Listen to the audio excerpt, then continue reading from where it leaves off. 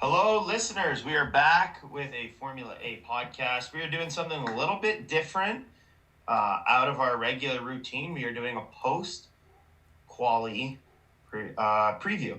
It's going to be a good one, I'd say so, because that was quite the dramatic quali. I would say so myself, as that evolving track, and I always love watching them try to decide like when do you go from inters to slicks and vice versa. That's one of my favorite aspects of Formula One. What Hell do you yeah. think, Kyle? Hell yeah. I love it. I think it's exciting, especially on a track like Singapore, where there's just so many corners and the laps are long, and you've really got to be careful with what tire you're going to send out, especially when you're on a timed session in qualifying. You really have to be careful with when are we going to switch to inters? Are we going to have enough time to do it? Should we save it to the end? It was exciting.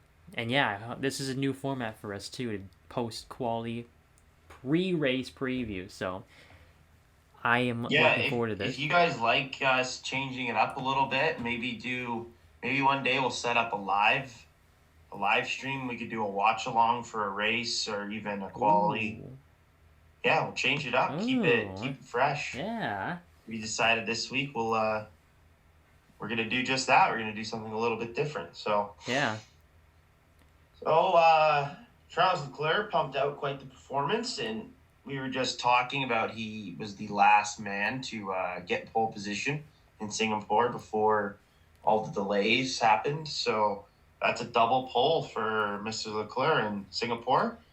Yeah. I'd say he did pretty good today. A little bit of help and misfortune on Red Bull's side assisted him, but I don't want to take that away from him. His lap was still fantastic regardless. Yeah. So that was really good. And yeah, 2 years off, still remembers the track like nothing. And yeah, a couple guys did make it difficult for him though. It was close. I think it was between him, Perez, and Hamilton was like half a tenth or something. So it's that I looks know good. Perez was only two. Yeah, I think Hamilton was five. So it's tight, especially on such a long lap like that too. To see the guys that close is pretty exciting. Yeah, So yeah, that's a good point. I didn't think of that. Yeah. yeah, So when you have a lap that's long, a lap that's that long, you could really stretch out the times, yeah. and they were So staying nice and tight, which is cool. yeah, Good so stuff. three different teams, all that close. It's gonna be good. Good for the So I sport. haven't heard an official statement yet, but we can all speculate what happened based off announcers and commentators. But it sure looks like Red Bull didn't put enough fuel in Max's car. Is that what you're thinking? 100%. The way that Lambiase was so quick on the radio to box like at the last second. I think they're definitely just monitoring that fuel to like the last second to see if they were gonna make it, and I guess they decided they weren't gonna make it. I'm curious if they still pushed it too far and Max loses his P8.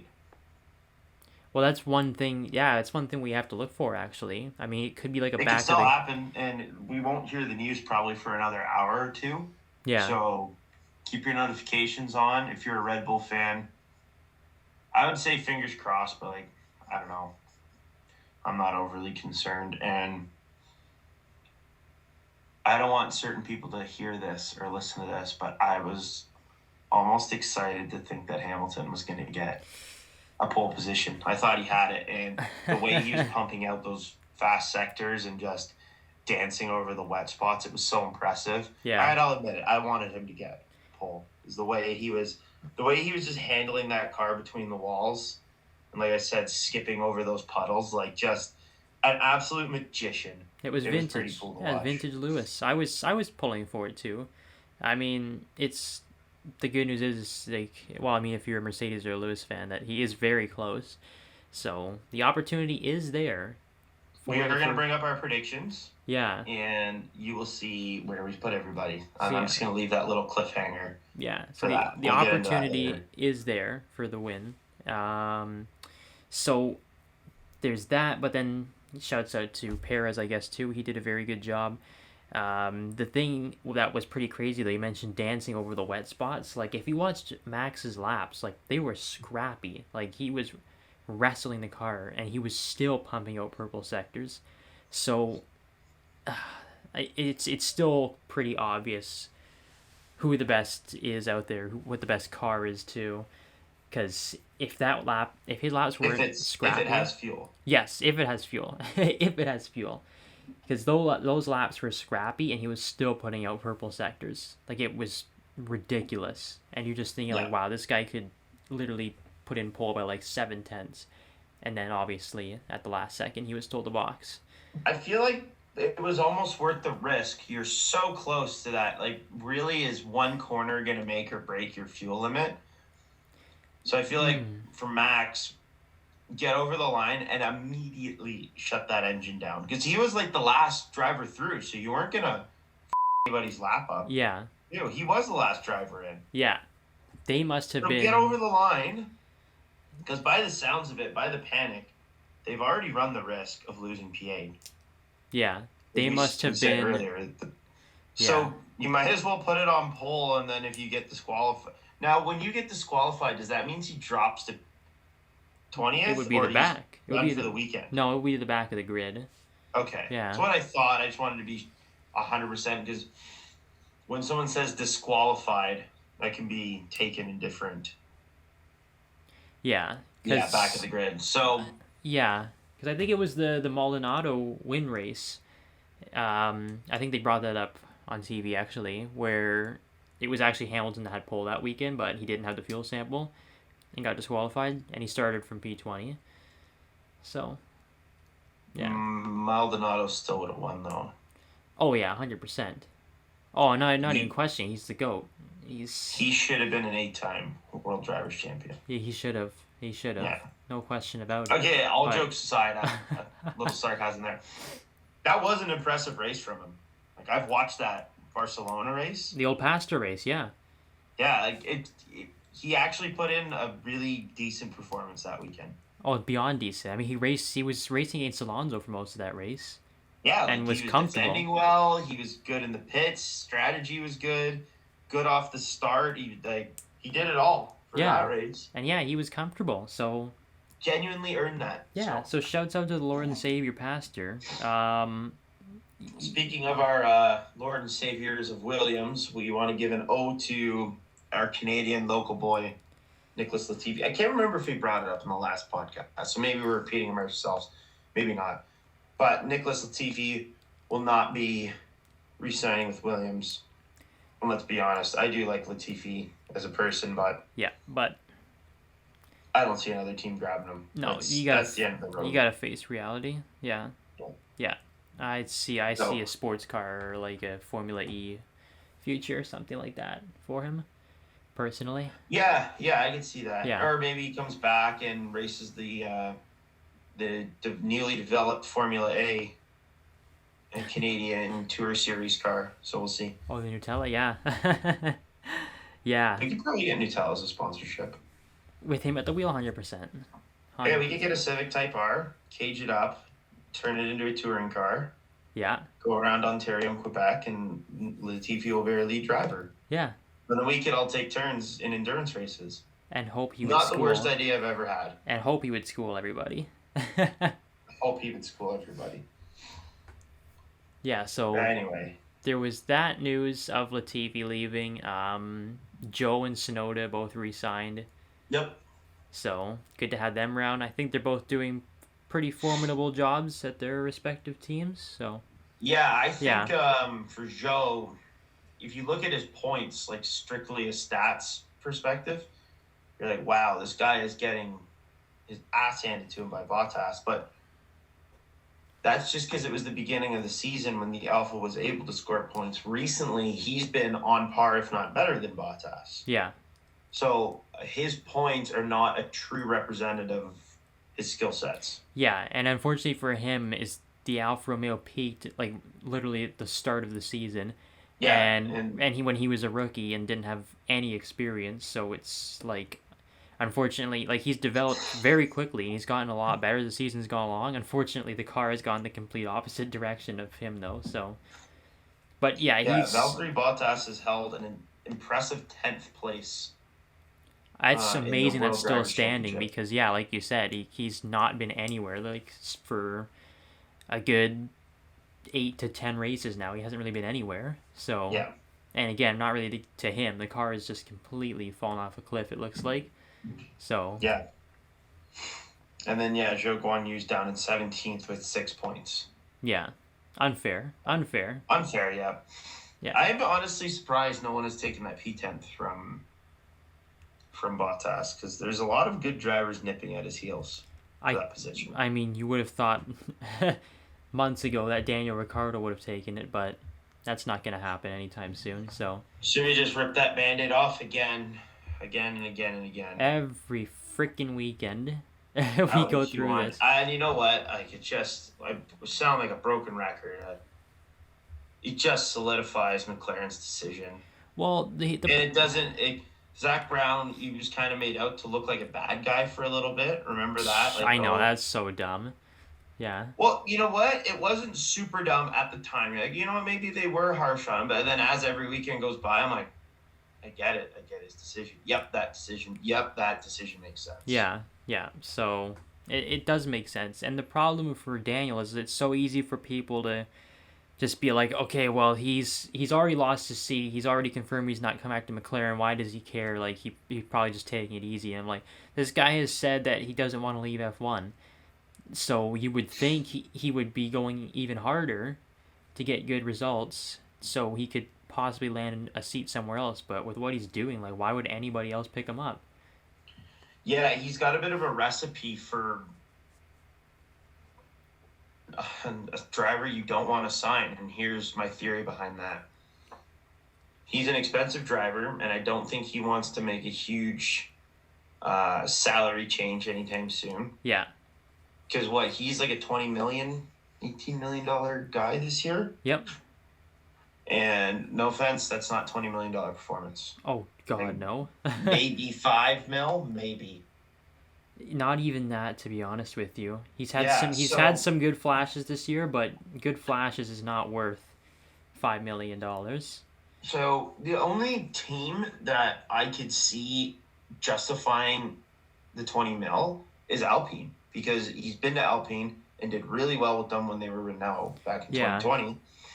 So you could argue that, okay, he knows that car, he knows that team. Well, maybe not that car, but he knows their style of how they develop a car.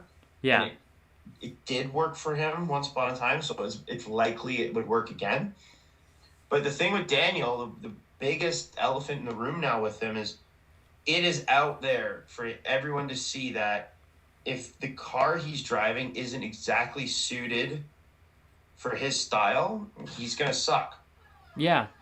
So unless you produce a 2016 Red Bull, then forget it, kind of. Yeah, I get that. Reality of it. Yeah, I get that. And it's like that for, I don't know, it's been like that for the dawn of time where the car is built around the number one guy and he's not the number one guy anymore, so.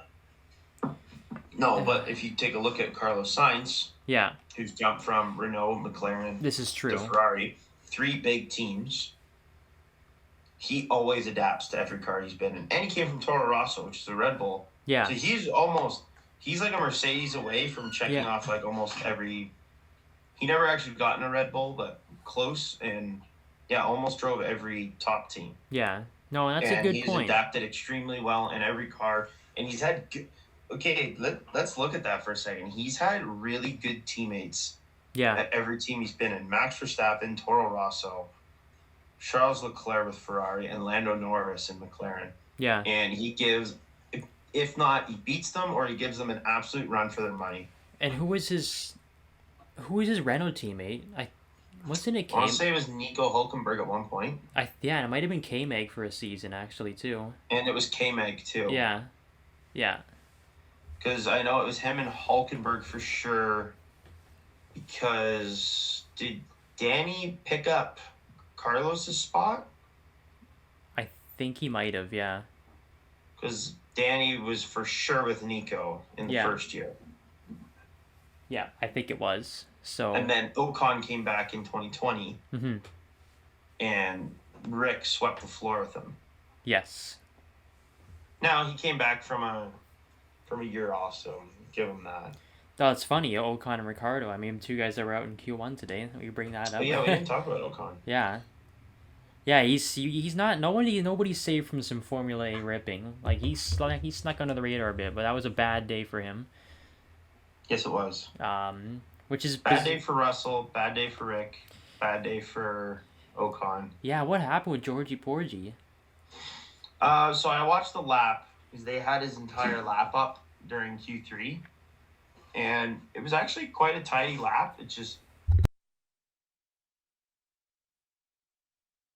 and he washed out on a lot of apexes. Like the car just understeered and slid away from the apex. So I guess it was just one too many very minor mistakes in corner, and they were very hard to see.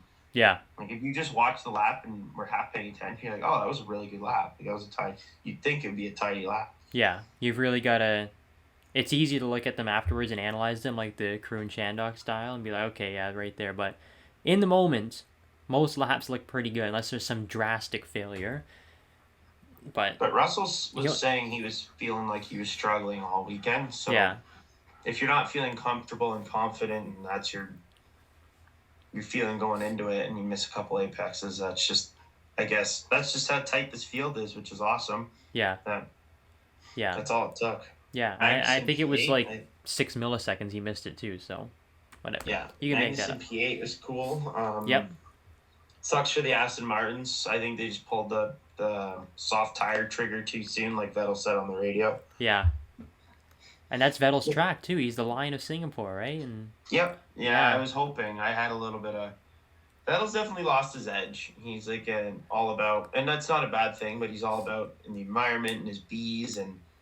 The bees. I think the way he's gone outside of F1, maybe there's an argument that it's taken his edge away from his driving. Yeah. I wouldn't be surprised by that because, I mean, yeah, the brake failure at the end of the straightaway was just so, like, uncharacteristic. It was like, yeah, damn, dude. Where'd that come from? But anyway, what else do we got here? So you brought up something, and I actually wasn't very up to date with it, is Red Bull controversy over budget from last year. So yes. So you fill me in because I haven't heard much about. Actually, I haven't heard anything about this. So I like. There's not a ton out there, to be honest. From what I could see, it's mainly Mercedes and Ferrari are complaining that Red Bull went over the cost cap last year. By how much, I'm not sure, but they seem pretty adamant that they went over. Why it's coming up now, like this late into the next year, I don't know. But it is, I guess, it is a pretty serious issue if there is something that they think that they could have breached, because the FIA are investigating it, they said, and there's a bunch of different possibilities that could happen if there is a problem. So, yeah, it's... You're back. Yeah, we cut out a bit there, but if you didn't hear, I'll do a quick rundown again. But yeah, if the FIA do catch something, there could be some serious consequences, whether that be taking points away from last year, or exclusion from championship, things like that. So, yeah. Don't you think that'd be a little? So my whole thing would be knock them out of the see, how does that work? Can you exclude a team from the Constructors' Championship but let the drivers hold their standings? I think you can do that. Because that would be what I would think is fair, because who knows? I highly doubt it, but Max Verstappen went, hey, we need to be going over budget. Yeah. I don't think he had anything to do with that. And so the way I look at it is if it's out of, and it's vice versa, like if a driver slams into another car, the team didn't tell him to do that. The team shouldn't be penalized. The team went over budget. The driver shouldn't get penalized. Yeah, it's a spicy one. And it is, yeah, like I said, I don't know why why it's coming out now of all times, from Mercedes and Ferrari, I don't know. But obviously Horner is pretty angry with them and saying they're full of crap, essentially.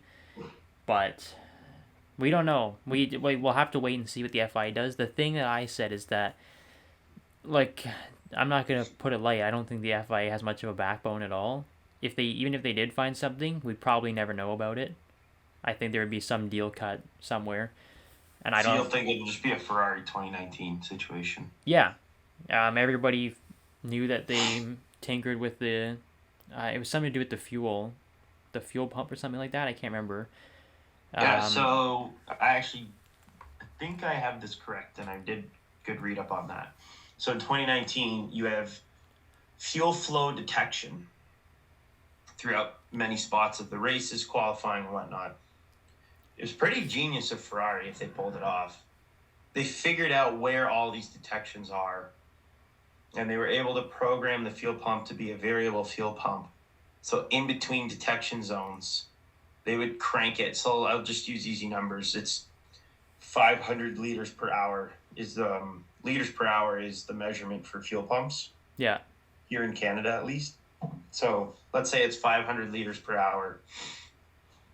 That's what the FIA has capped, and obviously everyone's going to use maximum. Yeah. Fuel flow. So Ferrari was cranking it up to 600, 700 in between detection zones. Yeah.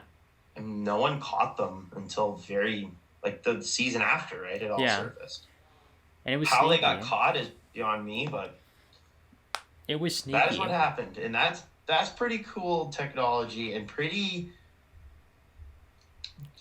sneaky. You got to tip your cap. It was clever. And yeah, when I was in the heat of watching the Max and Lewis battle last year, and I saw that power in Brazil and how fast Lewis was, you can't help it as a human. I'm like, they're doing something. Yeah, you had a hunch? No, I think I was wrong. I know I was wrong now, but in the heat of the moment, I thought. But then what confirmed me is Bottas was not even close. And I'm like, that's just pace from the driver. Yeah. That's not the car. Because if it was the car, it'd be both cars, right? Yeah. No, Lewis was just going all world, man. That's all. Yeah, exactly. So, but in the heat of the moment, you're watching your driver get caught by his rival, and you get panicky, and that's the fun of sports. But you can't help but think for a second, and it happens in all sports. Like, is it like for football or basketball or hockey? Is that team on steroids? Are they like, people think that all the time, right? Yeah. No, you're right. You're absolutely right. So I couldn't help but think of that when I was watching Brazil, and I realized that's just driver pace. Yeah. And Lewis has always been an absolute rocket around Brazil from forever. Yeah. Yeah. So never know. I guess they probably like Binotto and Toto, like they wouldn't have. I guess they wouldn't have brought it up if they didn't have some of what they think could be evidence or whatever.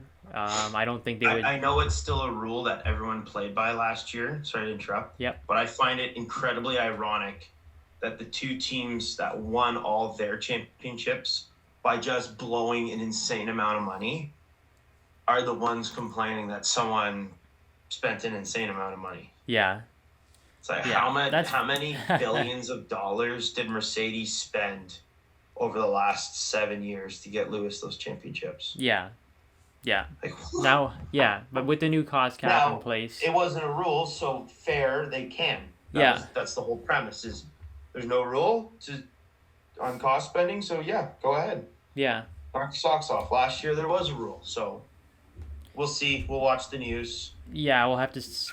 It's not going to surface during this podcast, so No, it's going to be keep you updated. It's a whole investigation the FI is doing, so it's going to be a while, I think. Well, it's a good thing it looks like Max, knock on wood, is in the league. Imagine that. Imagine Hamilton gets his 8th title that way. It just wouldn't.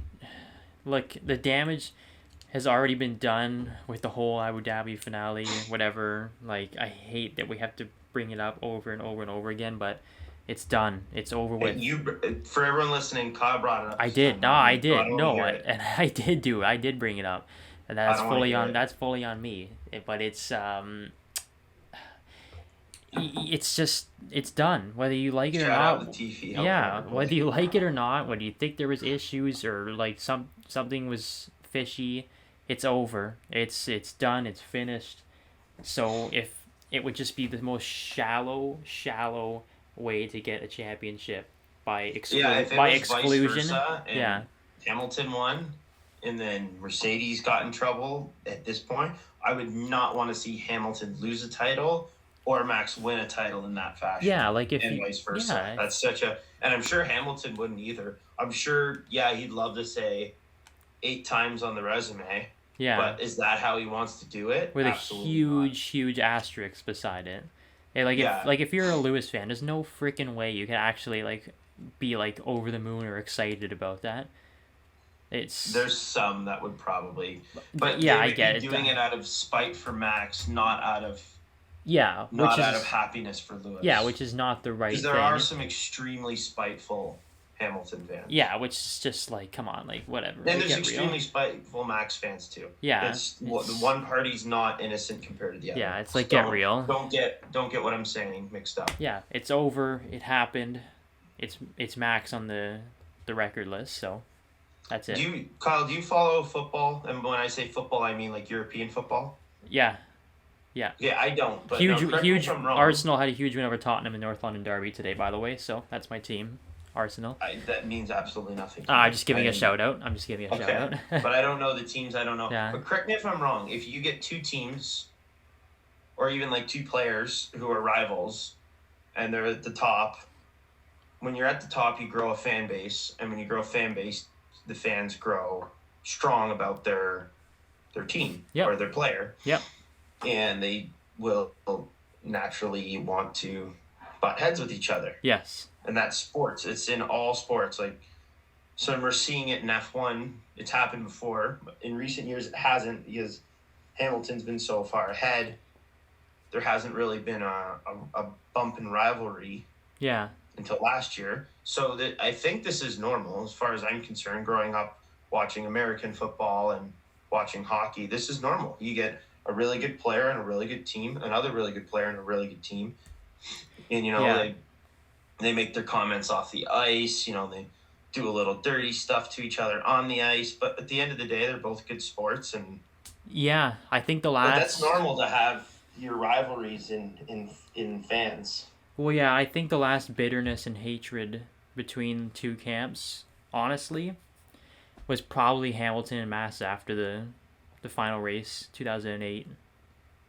Between then, Brazil. yeah, where Ferrari fans were just outraged and Is that Timo Glock going slow? and they thought it was rigged and they just hated him. And then the McLaren fans obviously were going at the Ferrari fans and saying they're full of crap, and it was a huge hatred, big deal. I don't really think I think that's really the last time that something like this has happened, where it's just two fan bases just going at each other's necks like that.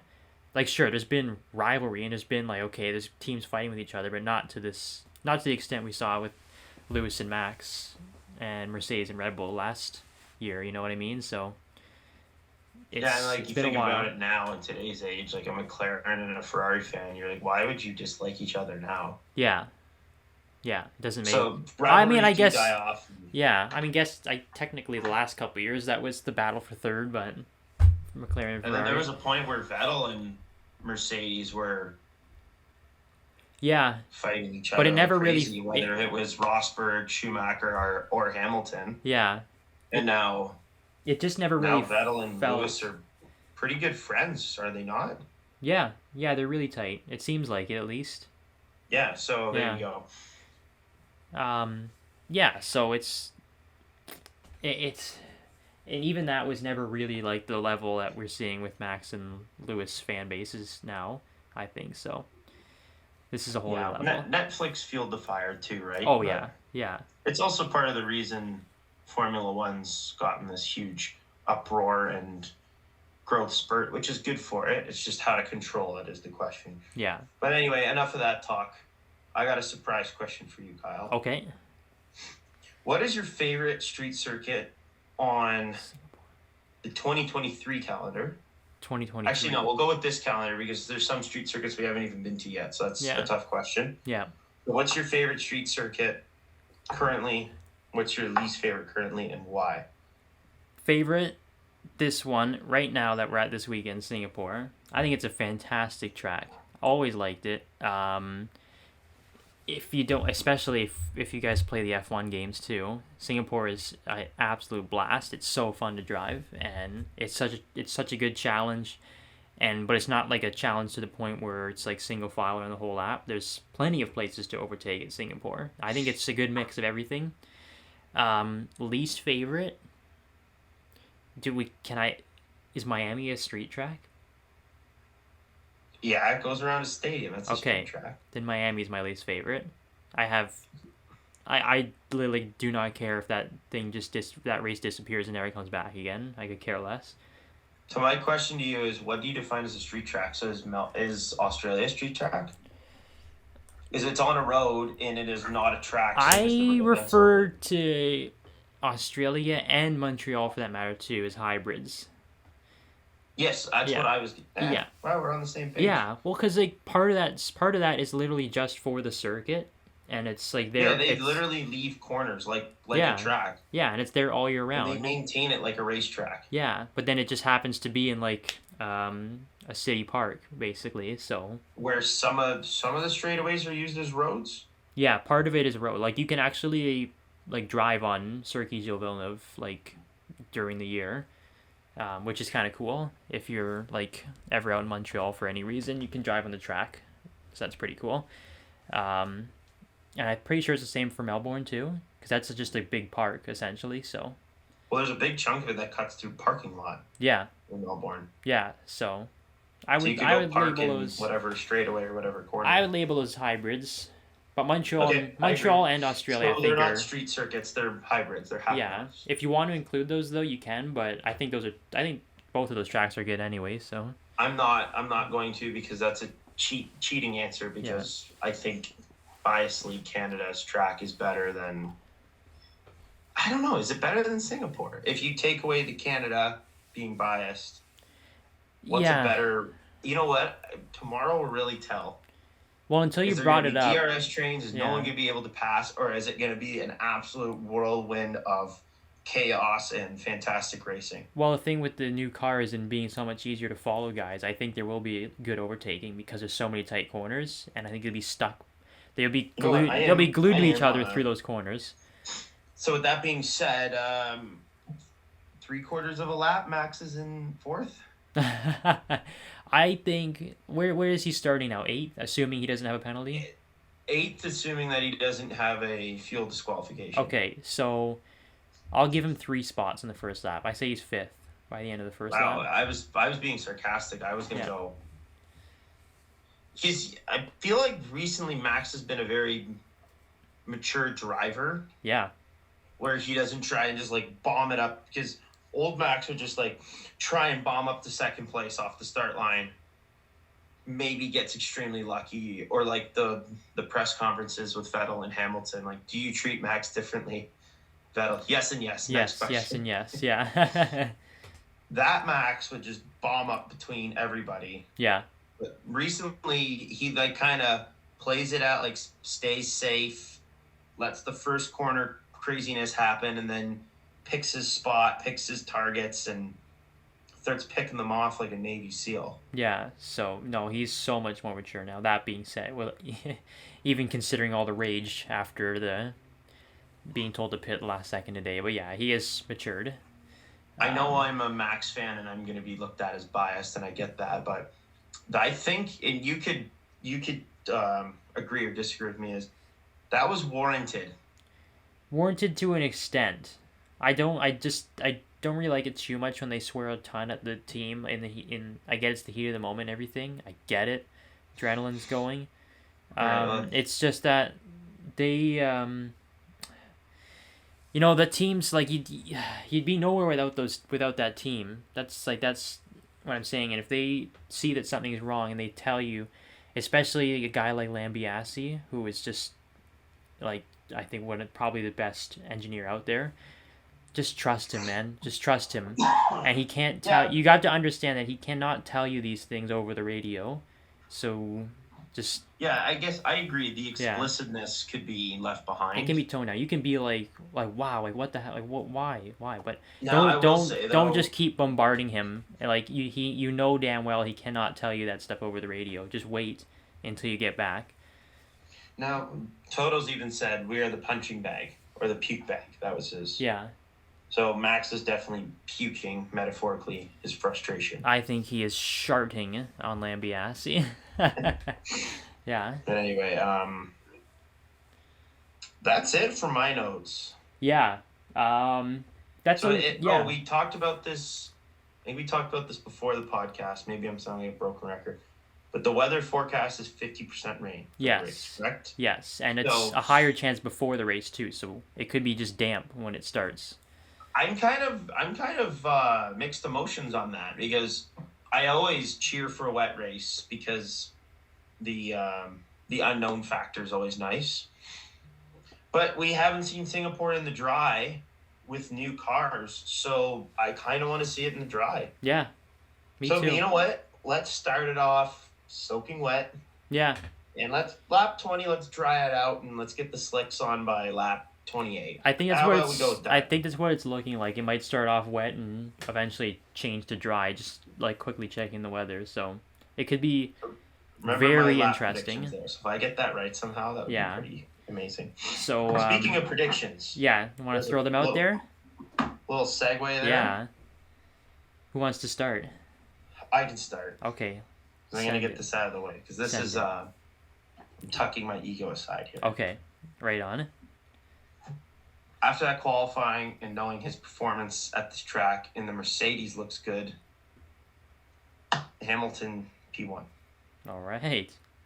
So everyone listening, you can clip that, Right on. turn it into a meme, do whatever you want with it. Charles Leclerc P2, Max Verstappen P3. I think the Red Bull looked tough around that circuit, and Yeah. it was making it happen in one lap.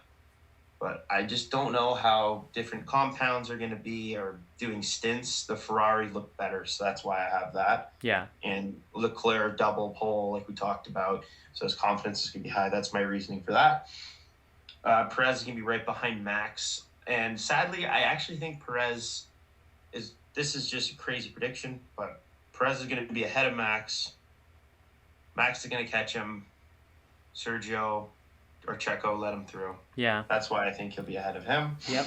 And then Sainz, you know what? I did want to put Sainz higher, but you just look at the other drivers and how they did and their previous record at this course. It's hard to say. Yeah. So I put Sainz for P5, Alonso P6, Norris P7, and Kevin Magnussen P8. It's my wild card guess. Right He had on. great qualifying. I didn't look at his previous performances, like how he's done previously with Haas there. Yeah. We'll see. Yeah. He was good around Saudi Arabia, right? Which is Yeah. not overly similar, but kind of similar. Kind of similar. Kind of, sort of. I get it. Tight corners. At night, that seems to be a Yeah. Magnussen aspect. Yeah.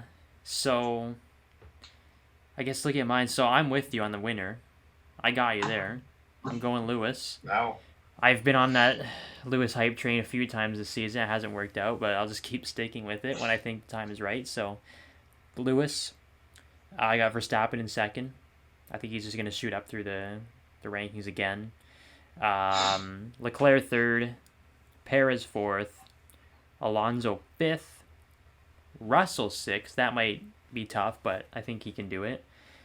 Sainz seventh. And I also have Magnussen P8. So I think, you know what, Haas hasn't really had much good luck lately and many good results. I think Magnussen can pull something out for them this weekend. I'm with you. Truthfully, I would hope it'd be Schumacher because I don't want to see his career end so soon. Yeah. I had better hope for him, but it's looking like it'll be Magnussen who gets into the points. Yeah, that's what I'm thinking. Who knows? Maybe we get right on this, and Magnussen's P8, and Schumacher pulls like a P10 or a P9. That would be a great haul for Haas. Yeah, We've got Marcus's predictions too. Marcus couldn't join us today, unfortunately, but we do have his predictions.